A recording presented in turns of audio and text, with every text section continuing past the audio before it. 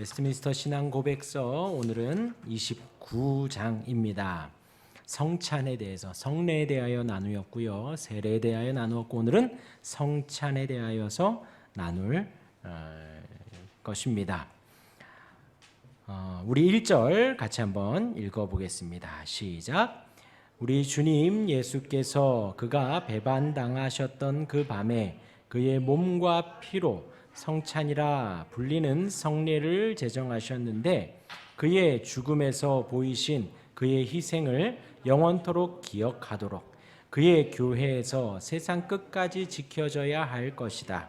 성찬은 신자들에게 그의 죽으심의 혜택이 임한다는 보증의 표요, 그리스도 안에서 신자들에게 영적 양식이 공급되어 자라게 한다는 것이고, 그리스도를 대하여 그들이 행해야 할 의무에 헌신한다는 것이고, 신자들이 그리스도의 신비로운 몸의 지체들로서 그리스도로 더불어 그리고 신자들끼리 가지는 교통의 끈과 보증이다. 아멘. 꺼주셔야 될 것 같아요. 난방이요. 네, 오늘 성찬에 대하여서 나누겠습니다. 1절에 우리 주님 예수께서 그가 배반당하셨던 그 밤에 그의 몸과 피로 성찬이라 불리는 성례를 제정하셨는데 라고 하셨습니다.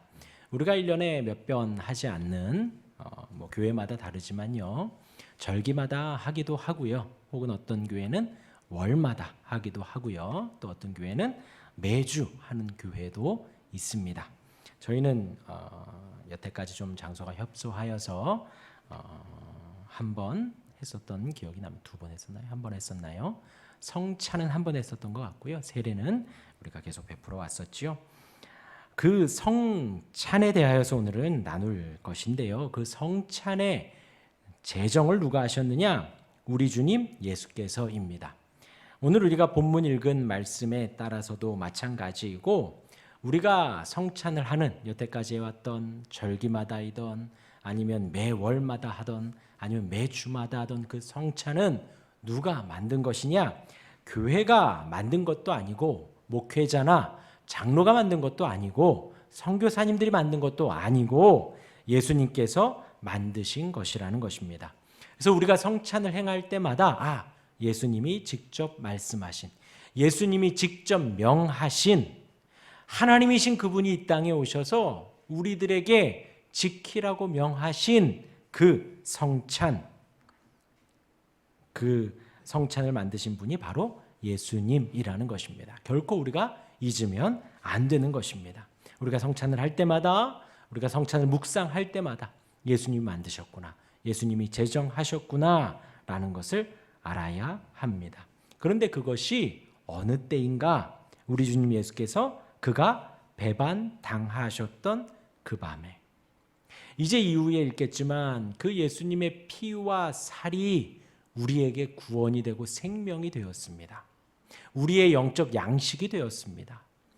주님은 저와 여러분들 우리를 위하여서 십자가를 지시는데, 그 십자가를 지시는 날이 언제인가? 배반당하셨던 그 밤입니다.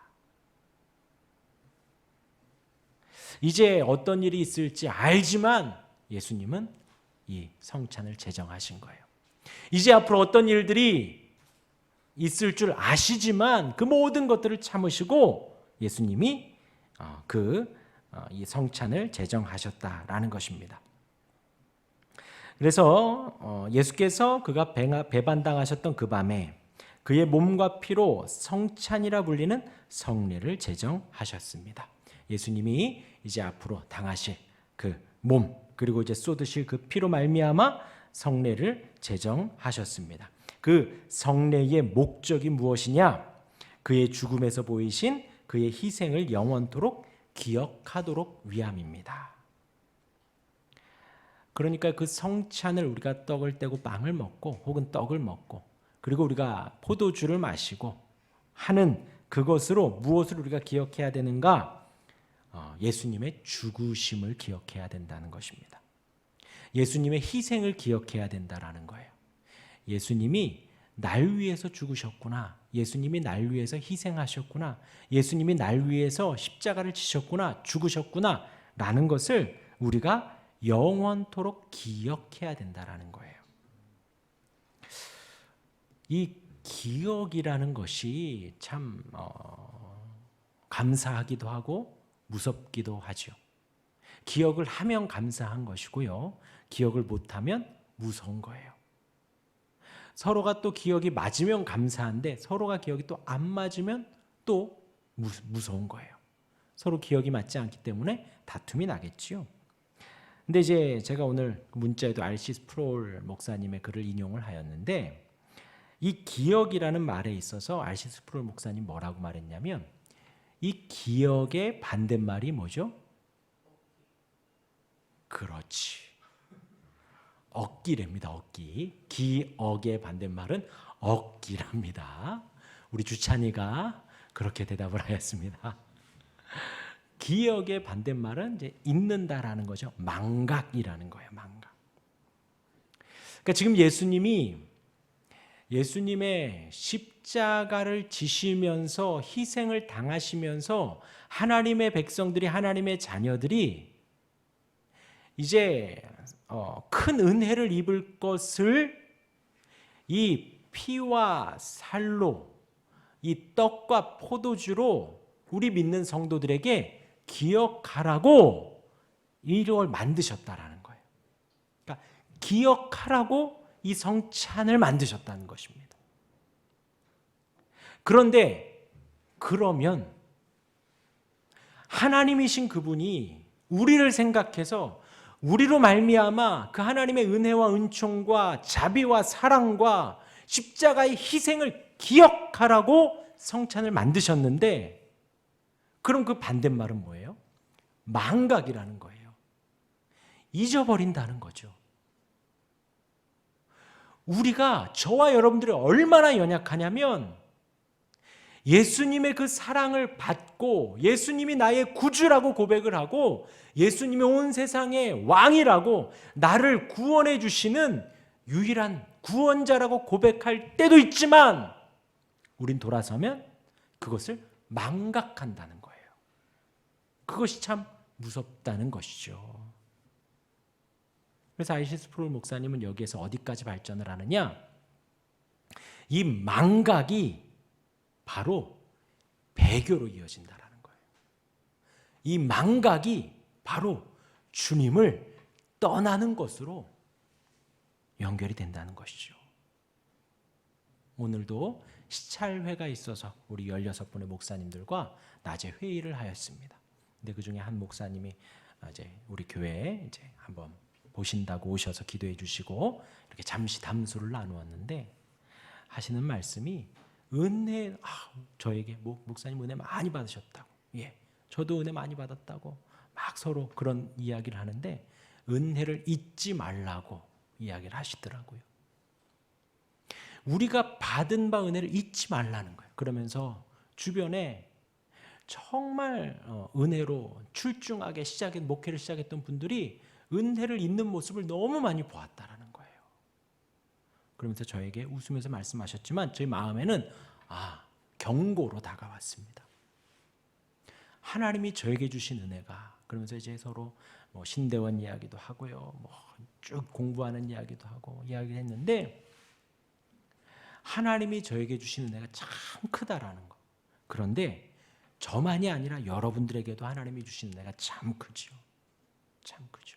놀랍습니다.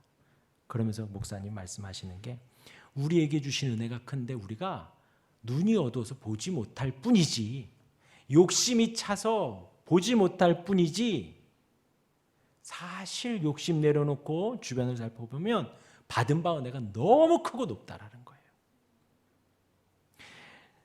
예수님이 돌아가시기 전에 제자들에게 그 희생의 은혜, 죽음의 은혜, 우리가 예수님의 보혈과 예수님의 십자가의 공로로 말미암아 받게 될 그 큰 은혜, 그것을 평생 기억하라고 이 성찬을 제정하셨다라는 거예요.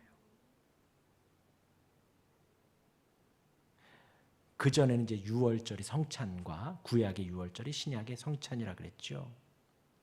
그런데 이 성찬을 하나님이, 예수님이 하나님이신 그분이 만드시면서 우리로 기억하라는 것입니다.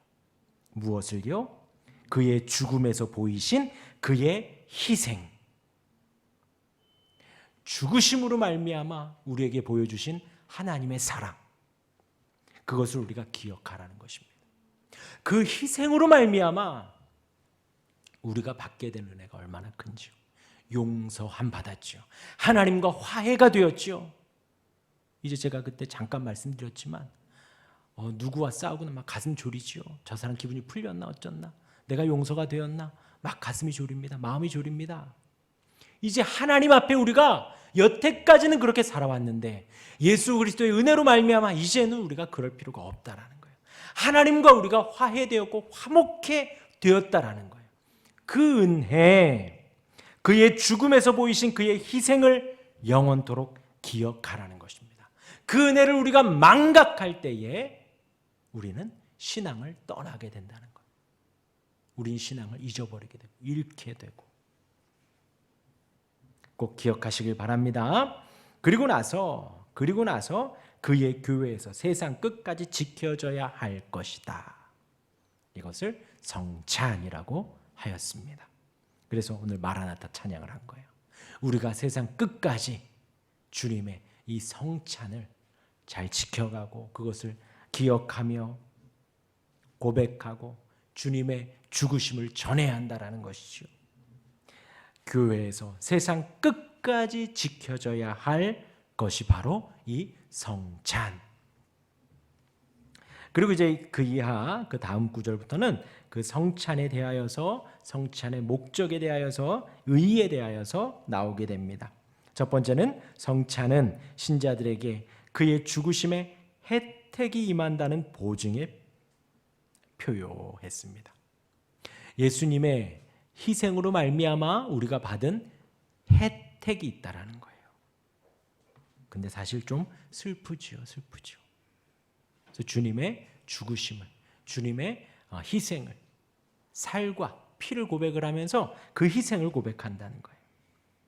성도들에게 예수님의 죽으심, 그로 말미암아 우리에게 혜택이 주어졌다라는 거예요. 희생으로 혜택이, 죽으심으로 우리가 혜택을 누린 것이죠. 죄 용서함의 혜택, 하나님을 아버지라 부를 수 있는 그 혜택. 무엇으로요? 주님의 죽으심으로, 예수님의 희생으로 말미암아 그 혜택이 임했다는 보증의 표요. 우리가 성찬을 나누며 보증인, 이것이로구나 라고 우리가 무릎을 치게 된다는 것입니다.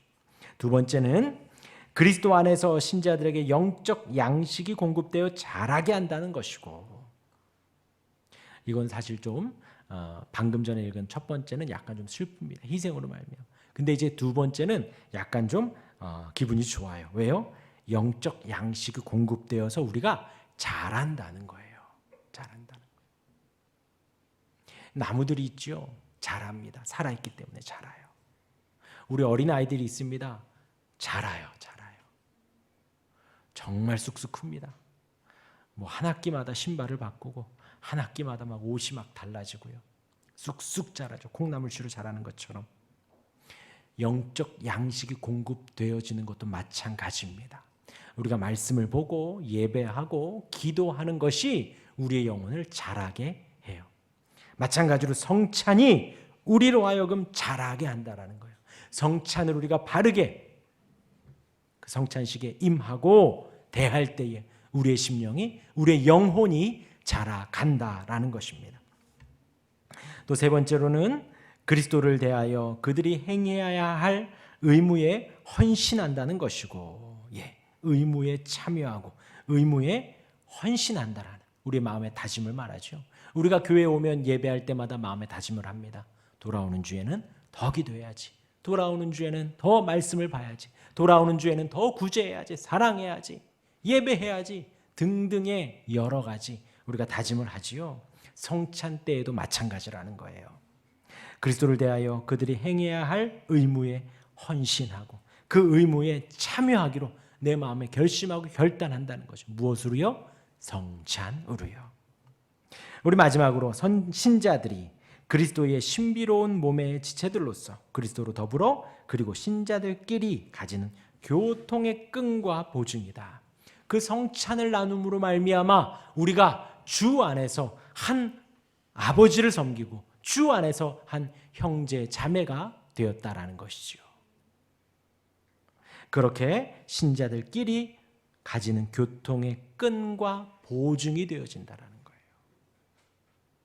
예수님의 희생과 사랑으로 말미암아 지어진 그 성찬이. 여기서 우리 본문을 잠깐 보고 또 계속해서 읽겠습니다. 우리 고린도전서 11장 23절 우리 같이 한번 읽어보겠습니다. 시작. 예수께서 잡히시던 밤에 떡을 가지사. 네. 지금 바울이 하는 말이죠. 내가 너희에게 전한 것, 바울이 지금 전하고 있는데 그 전한 것은 무엇이냐? 주께 받은 것이다. 다른 사람한테 받은 것이 아니라 바울이 자의적으로 지금 전하는 게 아니라 주께 받은 것이다. 언제요? 예수께서 잡히시던 밤에. 떡을 가지사 축사하셔서 이르시되 이것은 너희를 위하는 내 몸이니 이것을 행하여 나를 기념하라. 떡을 쪼개시며 이것이 내 몸이다. 희생당한 주님의 몸이다. 주님의 살이다. 주님의 몸이다. 그러면서 나를 기념하라.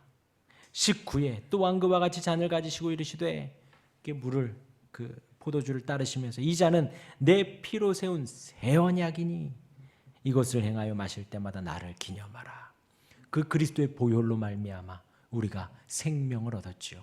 그리스도의 보혈로 말미암아 우리가 다시 사는 은혜를 입었습니다. 예수님이 이렇게 말씀하셨기 때문에 우리가 지금도 2000년이 지난 지금도 성찬을 행하고요. 앞으로 어떤 시대가 올지 모르지만 어떤 상황이 발전될지 모르지만 그 모든 상황 속에서 성찬은 끊임없이 계속해서 시행된다라는 거예요. 주님 오실 때까지 우리가 성도들은 우리가 기억하기 위하여서 성찬을 행한다라는 거예요. 너희가 이 떡을 먹으며 이 잔을 마실 때마다 주의 죽으심을 그가 오실 때까지 전하는 것이니라. 그렇게 성찬을 하며 주님의 죽으심, 그 죽으심으로 말미암아 우리가 받은 모든 혜택을 주님 오실 때까지, 다시 오실 때까지 전하는 것입니다. 마라나타, 주님 오실 때까지, 주님 어서 오시옵소서 할 때까지 우리가 성찬과 더불어서 주님의 죽음을 전하게 됩니다. 그러므로 누구든지 주의 떡이나 잔을 합당하지 않게 먹고 마시는 자, 이제 이후에 나옵니다. 합당하게 먹고 마시는 자가 누군가? 그런 자가 있는데 그런 자는 주의 몸과 피에 대하여 죄를 짓는 것이다. 그것은 죄를 짓는다라는 거예요. 사람이 자기를 살피고 그 후에야, 나를 돌아보고 나를 살피고 난 후에야 우리가 성찬을 대해야 한다. 우리 마음에 겸손함을 가지고 우리가 매주마다 자복하는 기도를 하지요. 죄의 공적인 고백에 시간을 갖습니다. 하나님의 존전 앞에 우리는 무릎을 꿇고 마음을 열고 회개의 기도를 하는 거예요. 겸손하게 기도하는 거예요. 지금 그걸 말하는 거예요. 성찬을 대할 때에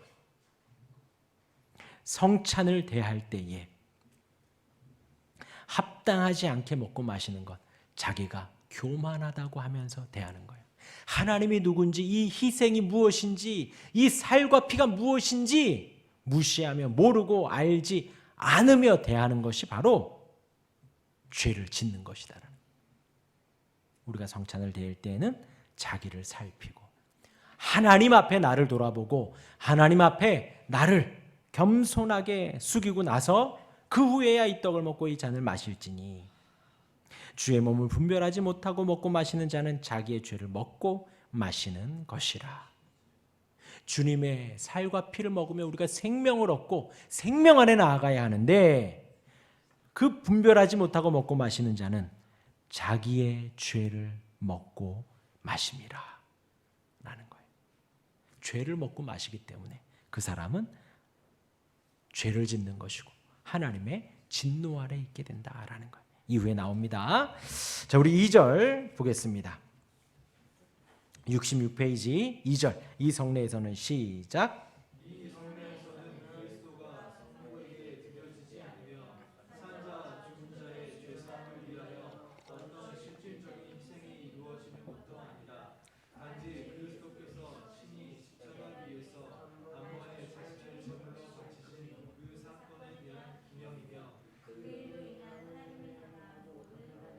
찬양의 영적 봉헌물이다. 그 때문에 천주교도들이 미사라 부르는 교황의 희생은 택자의 모든 죄를 위한 그리스도의 단 한 번의 제사에 대한 가장 지독한 해악이다. 예수님이 단번에 죽으셨지요. 그것에 대하여서 한 번 더 설명을 하는 것입니다. 이 성례에서는 그리스도가 성부에게 드려지지 않으며 성찬을 행하면서 그리스도가 그때마다 하나님께 드려지는 것이 아니라는 것입니다. 산자와 죽은 자의 죄사함을 위하여 어떤 실질적인 희생이 이루어지는 것도 아니다. 우리가 행하는 성찬식이 실질적인 어떤 그때마다 이런 희생이 있는 것도 아니다라는 거예요. 단지 그리스도께서 친히 십자가 위에서 단번에 자신을 제물로 바치신 그 사건에 대한 기념일 뿐이다라는 거예요. 우리가 성찬을 행하는 것이 그리스도께서 날마다 희생의 제물로 드려지는 것도 아니고 우리가 성찬을 행할 때마다 어떤 실질적인 희생이 그때마다 있는 것도 아니라는 거예요. 왜 이런 말을 할까요? 왜 아니다라고 말할까요? 그때 당시 이런 주장이 있었기 때문이에요. 천주교에서 이런 주장을 했기 때문에 지금 우리 신앙 고백서에서는 그것이 아니다 라고 정확하게 말을 하는 것입니다. 단지 단번에 자신을 제물로 바치신 그 사건에 대한 기념일 뿐이다. 그 일로 인한 하나님을 향한 모든 가능한 찬양의 영적 봉헌물이다. 그 기념을 하면서 우리가 하나님께 찬양을 드리는, 하나님을 높여드리는 그 영적 봉헌물이라는 거예요. 그 때문에 천주교도들이 미사라 부르는 교황의 희생은 택자의 모든 죄를 위한 그리스도의 단번의 제사에 대한 가장 지독한 해악이다. 이렇게 주장하는 천주교도들의 말은 해악이다. 해롭고 악한 거다라는 거예요. 단번에 바쳐지셨습니다. 우리 주님은. 그리고 그것의 기념일 뿐입니다. 우리 67페이지 3절 계속해서 보겠습니다. 시작.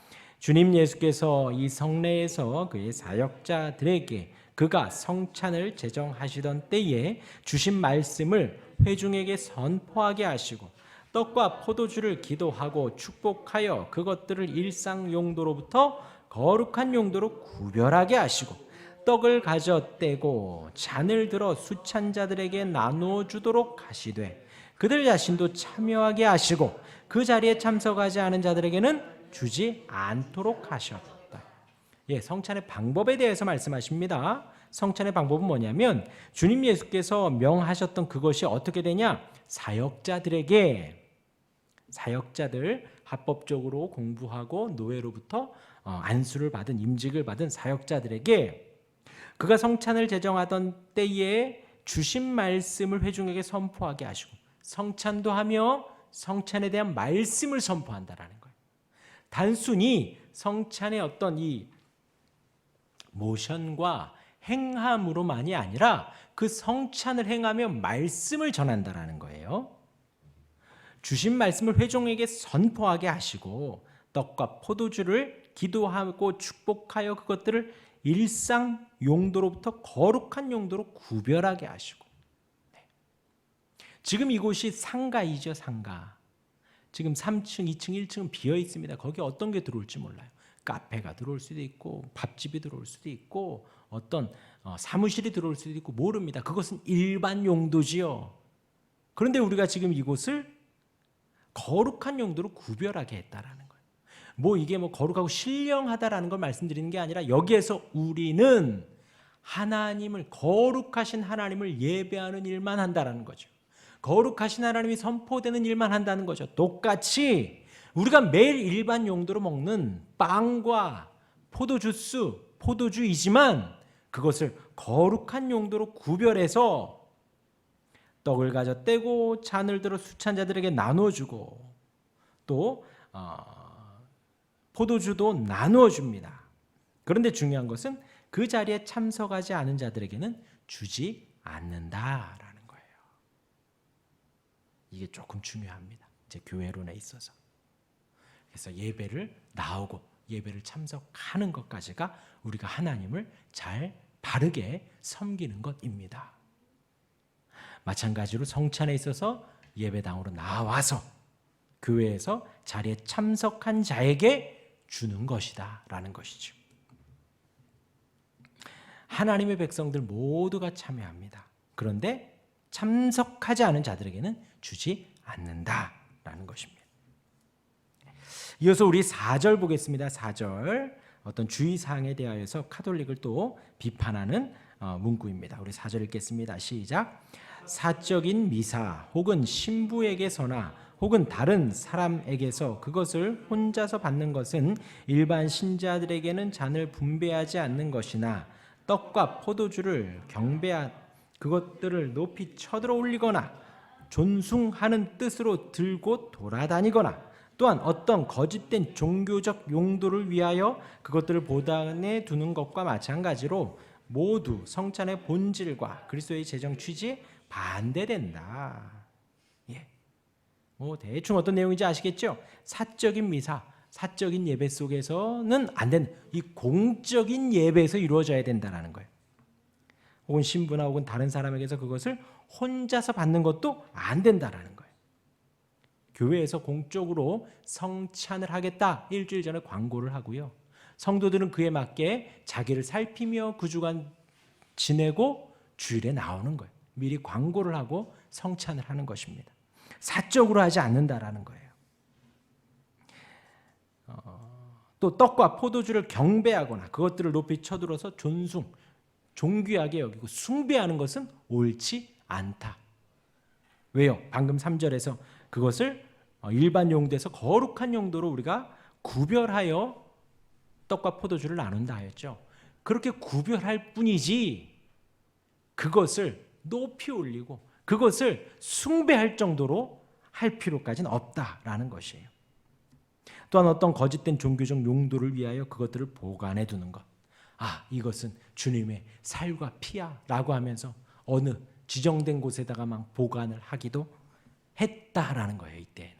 근데 그것은 옳지 않다. 성찬의 본질과 그리스도의 재정 취지에 반대된다. 주님의 말씀과는 다르다라는 것입니다. 우리 5절 읽겠습니다. 시작.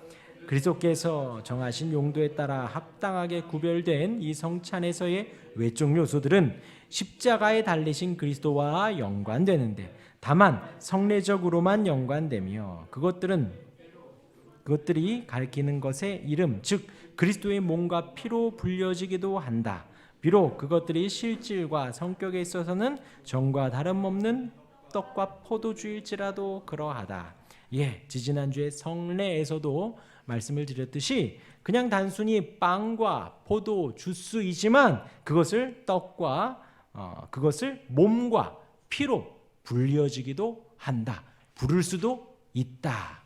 왜요? 우리가 방금 우리 고린도서에서 읽었듯이 이것이 내 몸이니 이것이 내 피니 라고 예수님께서 친히 말씀하셨기 때문에 우리 또한도 그렇게 칭하는 것입니다. 네, 우리 넘겨서요 6절 보겠습니다. 제 6절 주의사항이 또 나옵니다. 시작. 신부의 기도나 어떤 다른 방식에 의하여 떡과 포도주가 그리스도의 살과 피로 변화된다는 화채설은 성경뿐 아니라 일반 상식과 이성에도 모순되며 성찬의 성격을 뒤집어 엎으며 많은 미신과 우상 숭배의 원인이 되어 왔고 현재도 마찬가지다.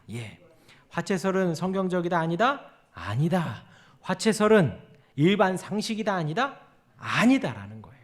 단순히 이게 물이고 빵이지요. 포도주스고 빵이지요. 이것이 피가 되고 살이 될 이유는 없지요. 그래서 제가 신학교 수업 시간에 들었었는데 독일로 유학을 갔던 교수님이 거기에는 개신교회가 없었답니다. 그래서 어쩔 수 없이 부득불 천주교회에서 예배를 하셨는데 천주교회 신부는 늘 이렇게 볼이 뻘겋고 여기 광대가 뻘겋다는 거예요. 왜요? 그 예수님의 피인 포도주를 버릴 수가 없으니 신부님이 늘 마셨답니다. 늘. 그리고 오신 그 교수님에게도 신학생이라 그러니까 같이 마실래? 권했답니다. 그분은 마시진 않으셨대지만. 왜요? 이것을 땅에 버리는 건 예수님의 피에 대한 모독인 거예요, 그들에게. 그래서 뭐 들리는 말에 의하면 맞는지는 모르겠는데 떡도 줄 때 꼭 이게 신부가 먹여준대요. 땅에 떨어지지 않도록, 혹은 성도들이 만지지 못하도록 신부가 꼭 이렇게 준다 하더라고요. 왜요? 그 떡이 몸이고 이 포도주가 피, 정말 그렇게 변했다, 성질이 변했다, 살과 피로 변화되었다 라고 그들은 주장한다. 근데 중요한 것은 신학적인 것을 떠나서 이것은 일반 상식과 이성으로도 맞지 않는다라는 것이죠. 예전에 저희 조직신학 교수님이 그러셨어요. 성경이 정말 놀라운 신비한 일들이 많지만 하나님은 우리에게 상식적인 일들을 허락하신다라는 거예요. 일반 상식으로, 이성으로 이해되는 일들 속에 우리가 신앙생활을 그렇게 바르게 해가는 것이 중요하다. 이 화채설은 성경뿐 아니라 일반 상식과 이성에도 모순된다. 우리 7절 읽겠습니다. 시작. 성찬에서 보이는 요소에 외적으로 참여하면서 합당하게 받는 자들은 내적으로 믿음에 의하여 실제로 진정으로 육체적이 아니라 영적으로 십자가에 달린 그리스도와 그의 죽음으로 인한 모든 유익들을 받으며 섭취한다. 성찬에서 그리스도의 몸과 피는 떡과 포도주 안에 함께 아래에 육체적으로 있지는 않으나 영적으로 신자의 믿음에 실제로 함께 하는데 마치 그 요소들이 신자들의 외적 감각에 대한 것과도 같다. 거듭 말씀드리지만 이것이 해석되고 이렇게 영어 이렇게 넘어온 거기 때문에 약간 우리의 어순과는 좀 그럴 수는 있습니다. 뭐 어렵지 않은 말들인데요. 성찬에서 보이는 요소에 외적으로 참여하면서 우리가 성찬을 참여하면서 합당하게 받는 자들, 성도들이 합당하게 받으면요, 우리가 아까 말씀드린 대로 우리를 살피고 겸손하게 회개하는 마음으로 해서 성찬을 받으면 내적으로 믿음에 의하여 실제로 진정으로 육체적으로가 아니라 영적으로 십자가에 달린 그리스도와 그의 죽음으로 인한 모든 유익들을 받으며 섭취한다. 단순히 우리가 빵 한 조각을 먹고 단순히 우리가 포도주스 조금을 섭취하는 것이지만 합당하게 받고 합당하게 그것을 우리가 누리면 내 마음 안에 하나님 주신 믿음으로 인하여서 모든 유익들을 받으며 섭취한다라는 거예요. 참 놀라운 신비입니다. 신비예요. 무엇이요? 영적으로 십자가에 달린 그리스도와 그의 죽음으로 인한 모든 유익들을 받으며 섭취하는 거예요. 하나님이 우리에게 주신 놀라운 은혜예요. 은혜. 우리의 미각으로, 우리의 이 행함으로 그 은혜를 체험할 수 있게 해주신 거예요. 우리 체험이라는 단어 참 좋아하잖아요. 하나님께서, 예수님께서 우리를 위하여 그것들을 허락하셨다라는 거예요. 성찬에서 그리스도의 몸과 피는 떡과 포도주 안에 함께 아래에 육체적으로 있지 않다. 그리스도의 몸과 피는 떡이랑 포도주 안에 있지 않다라는 거예요. 떡과 포도주 안에 그리스도의 몸과 피가 함께 있지도 않다라는 거예요. 그 아래에 있지도 않다라는 거예요. 육체적으로 있지도 않다라는 것입니다. 그럼 어떻게 있다? 영적으로 있다. 신자의 믿음에 실제로 함께 한다라는 거예요. 이 부분이 신비입니다. 이 성찬이 단순히 떡과, 여기에서는 계속 이게 단순히 떡과 포도주라고 해요. 근데 그걸 우리가 믿음으로 섭취할 때 그것은 단순히 떡과 포도주였는데 외적 감각으로 말미암아 우리 안에 그 영적인 모든 유익들이 우리가 얻게 된다라는 거예요. 영적으로 신자의 믿음에 실제로 함께 합니다. 마치 그 요소들이 신자들의 외적 감각에 대한 것과 같다. 우리가 빵을 먹으며 포도주를 마시면서 외적인 감각이 자극을 받는 것처럼 우리의 영적인 부분이 그렇게 도움이 된다는 거예요. 마지막 8절 주의사항입니다. 아까 읽은 마지막에 이제 포함이 되는 거예요. 같이 읽겠습니다. 시작. 무지하고 사악한 자들이 성찬에서 외적 요소들을 받는다 할지라도 그들은 그것들이 가리키는 것을 받지 못하고 도리어 그들이 합당하지 않게 성찬에 참여함으로 주의 몸과 피를 범하게 되어 멸망에 이르게 된다. 그러므로 모든 무지하고 불경건한 사람들은 그리스도와의 교제를 누리기에 적합하지 않기 때문에 그들은 주의 식탁에 합당하지 않으며 그들이 그러한 상태에 머물러 있으면서 이 거룩한 신비에 참여하거나 나오게 되면 그리스도를 대적하는 큰 죄를 면할 수 없다. 큰 죄이다라는 뜻이죠. 근데 그 시작이 뭐예요? 무지하고 사악한 자들, 무지한 자들, 사악한 자들. 네, 왜 무지라는 단어를 썼을까요? 무지가 죄라는 거예요. 죄. 알지 못하는 건 죄예요. 배우지 못한 게 죄는 아니지만 배울 충분한 것이 됐지만 내가 배우지 않으면 안 된다는. 주님에 대하여 우리가 알아가야 합니다. 주님을 공부해야 돼요. 배워야 합니다. 그것을 말하는 거예요. 주님의 십자가의 사랑이 뭔지도 모르고 하나님의 전능하심이 뭔지도 모르고 성령 하나님이 우리와 함께 하시는 것이 뭔지도 모르는 그 무지함, 그리고 사악한 자들, 악으로 가득한 사람들, 그들은 외적 요소들, 떡과 포도주를 먹는다 할지라도 그것들이 가리키는 그 은혜를 받지 못한다. 단순히 먹는 것으로 그 은혜를 맛볼 수 있는 것이 아니다라는 거예요. 아까 그랬죠.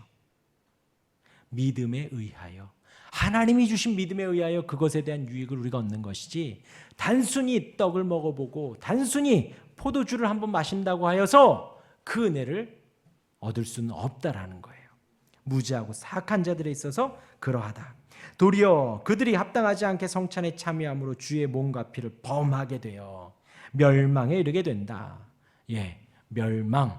어디 간다고요? 지옥에 가는 거예요. 지옥에. 그러므로 모든 무지하고 불경건한 사람들은 그리스도의 교제를 누리기에 적합하지 않기 때문에, 그래서 미리 광고를 하는 거예요. 광고를.